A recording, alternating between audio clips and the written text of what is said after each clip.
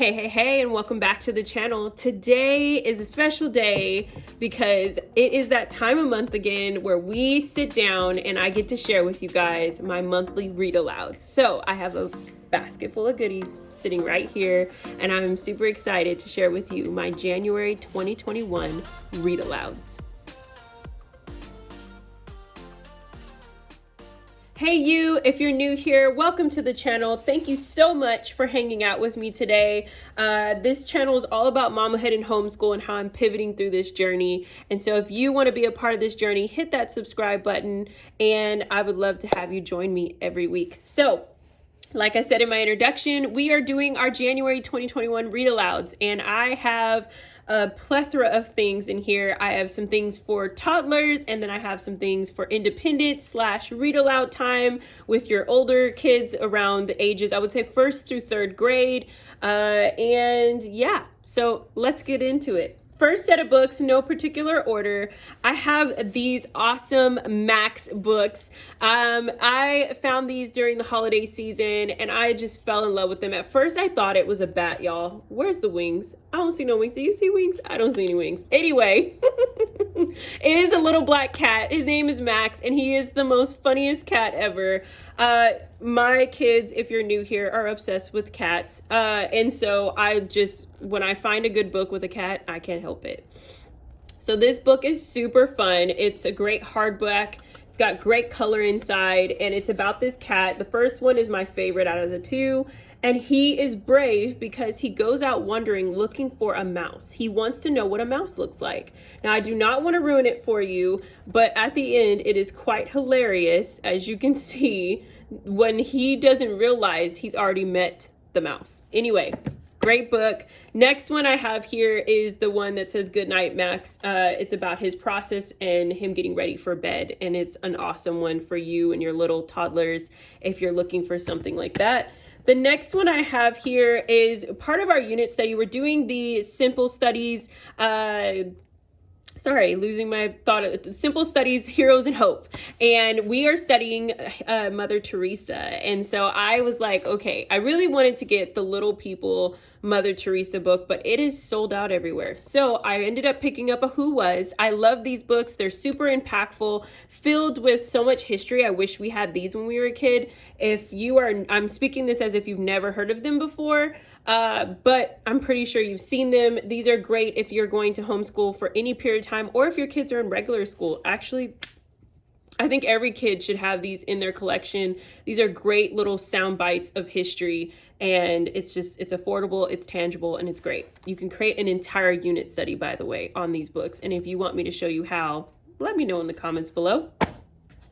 Next one I have here, I picked this up because actually most of these books that you'll see next, what I love about them is that they all look like they're tangible for my child to be able to read and also kind of reimagine herself. I love the illustrations in them. My oldest is really into right now creating her own story strips, and she's got little books and she's creating her little storylines and her characters. Her drawing is impeccable. She's just really developing. And so I noticed that that's kind of like what I went with this collection of books for this month. Also, I have a science buff for an older child. My second grader is obsessed with science right now. She has for a while, actually. And I just love that if you see a gift within your child, you got to raise them up. You've got to keep pouring into them and giving them the opportunity to explore it even more. So with that, I chose this book. I'm probably really behind. I know these have been out for a while. I've been staring at them for some time. But these are called the questionnaires. And the first one, this is a Rosie's Revere and the Ruckus Riveters. It's a lot of R's. But it's about her trying to help her uncle. And she has a few friends, Iggy and Ada, and they are on a science mission to build him a thing to help him out. I don't want to give it away, so you can check it out if you haven't already. But I just love the illustrations, y'all. Like, I love this graphite style. I love that the illustrations look like my child could literally draw it. Of course, whatever they were experimenting with exploded over the room. And the story and the writing is very simple and easy, but she could definitely read this to me, and she can also do this as independent reading. I'm really excited to start her on these. I've been, like I said, looking at them for some time, and I think she's really going to enjoy this. The next ones now, y'all. Okay, I'm gonna do this one first because everything else is just get your coffee, girl, because these books are amazing. Okay, I want my hat back. My kids are obsessed with it, and we wanted to continue to collect this beautiful author's work. And so we picked up This Is Not My Hat. This is perfect for your children starting from pre-K or even babies if you wanted to, all the way until about 3rd or 4th grade. I think it's super, super simple. If you have a reader that's learning how to read and is getting just their basic sight words, great books to pick up. I Want My Hat Back is hilarious. And so we got this one, and it's about a fish who steals a hat and thinks he's going to get away with it. I mean, look at this. The colors are gorgeous. I love that the ocean is not done in the typical blue. And it's simple, but look at the wording. Like, very simple, easy for reading. Pick this up if you haven't already. Get I Want My Hat Back. It's a great one to have in your collection. And now on to my last 3. I have 3 books left, and they're all gorgeous, and I'm going to try not to take all your time. I'm quite ridiculous. I know I shouldn't judge a book by its cover, but I am obsessed, okay? All 3 books, they just screamed at me. I could not take them home. So the first one is... this one is also And an Octopus. And I love this. If you have a child, like I said, that is really interested in learning how to draw or write their own stories and come up with their plots and their climax and the storyline and their characters, I really love this book. Okay, I found this. First, the cover is everything. It's actually textured. And I don't know, I'm weird. I know. And I love it because it says every story starts the same way, with nothing. And it encourages you as you read along. And it says, in every story needs a character, and any character you can imagine, like a little girl or an adorable bunny. Or why don't you just do an octopus? And it just tells you the story about this octopus and how you can continue to build upon this story about this octopus. And then it tells you the story about the octopus and how it plays ukulele. And it's just so whimsy, so fun. And I just love it. It's super adorable. It was a random stumble upon, but check it out. Again, I always leave all the books in the link below, or in the bottom bar, so you can check them out. Next one, I think I don't want to give it to my kids. I want to keep it for myself.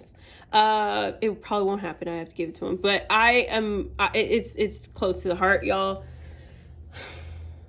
Look at this. I don't want to butcher her name, but I think it's The Day Zara Arrived.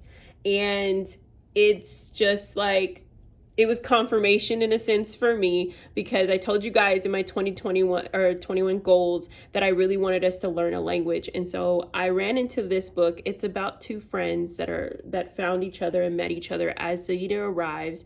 She speaks Arabic. And at first she's scared because she's not going to know anyone. She can't speak English. And through their story and as they connect, they start learning about words and shapes and everything by using the Arabic language. And so there's the Arabic alphabet in here, but it's also giving you a section to be able to read it in English. And that part is already sold, right? But the artwork, I know I'm not supposed to judge a book by a cover. I know. But guys, what? I'm not doing it justice. It is just, the artwork in this book is phenomenal. Like, it's so whimsy. It's so, it's so pretty. And the story, guys, I don't want to ruin it. I don't. So I'm sorry. I'm not going to tell you any more than I already have.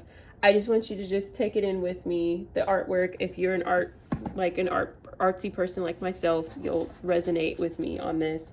But I just love how you're learning the signs and the language, and I'm so excited to read this with my girls. Okay, so there's that one. Lastly, if you've been with me this long, thank you so much. Why am I doing this? I told myself I wouldn't do that. Okay, I told you I'm all over the place. I usually don't like keeping the slips of books. I've already taken off this one. I already took off the one off of Saida's. Like, I think, I wish they wouldn't do the sleeves. But this one's gorgeous. And it's not the same on the hard book. So I was like, I gotta keep it because it's so adorable, guys. This is Fernando and Otto, and it's a story about two best friends that is a bear and a cat, and they are going on a little adventure. And as they go on this adventure, they go and meet all of our wonderful classic fairy tales and folk tales of, you know, the gingerbread man, Mother Goose, and Little Red Riding Hood. And I just think this is so cute, and I was excited to bring this into our January reads. I've been holding on to it for some time. Let me take that off. Look at this, it's even cuter on there. Look at that frame of them. Oh, okay, anyway, let me open it up so you guys can see. I was talking about earlier about, you know, your books being tangible, or just being able to, your child being able to see the artwork and feeling like they can do it too. Well, this book does it justice. Like, what? Look at the little drawings. They're so fun. Like, it takes up the whole screen because I'm like completely covered. But it's a beautiful board book, gorgeous. I love the friendship between them, and as they continue to grow, I think it is good for a boy and a girl. It's very whimsical, and they get to see it in a whole new light. Like, look at it's so modern, but with like the historical, classical feel to it when it's telling the storylines of, you know, the hare and the tortoise, and then they meet a little girl, and of course, y'all know I noticed and peeped that she looks like my kids. And she's like Goldilocks in this story, and she's like feeding them porridge. It's super fun, and it's gonna tie in. We're probably gonna be reading this several times through the month of January. But yes, that is it. Those are my books, besides the books that we already have been continuing in with our not Christmas of Tales, but our Winnie the Pooh and 100 Acre Woods and things like that. But these are our read alouds for the month of January 2021. I am so excited to sit with my kids and read these books. I get to just kind of be in awe and wonder with them, and it allows me to kind of go back to being a kid and having this special time with them. I thank you for hanging out with me. Let me know in the bottom bar or in the comments below, what are you reading this month? What are you excited about reading with your children? I am going to update soon a video of what my book reviews on the books I was reading last year, as well as what I'm currently reading. So look out for that. Give this video a warm thumbs up if you've enjoyed it. Hit that red subscribe button if you haven't already. And until next time, you guys have a wonderful, wonderful day. I'll talk to you later. Bye.